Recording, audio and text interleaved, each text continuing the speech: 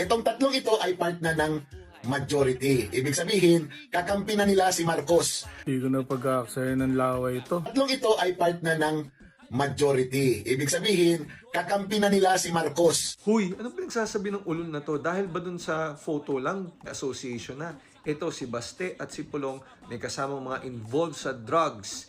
Kasama nila si Retrato. Ito naman, Duterte Black Senators. Kasama si Yusek Bernardo na involved ngayon sa flood control. So ano, involved din sila? Magkakampi na sila ng mga yan?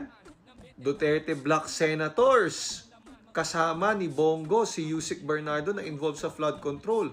Baka nga talaga involved din si Bongo at Duterte Black Senators. Tigil-tigilan mo nga yung pagkakalat mo ng fake news. Tumatanda ka ng paurong eh. Puisit. Yun lang po. Ingat always. So it's now official. Itong tatlong ito ay part na ng It's official sa imong kigol. Ayan ka na naman, Mandalulo. Unang-una, nagsaas. Halo, Sisterets Barbie Mandalulo. Bakit may pabura-bura So ng it's content? now Natakot na DS?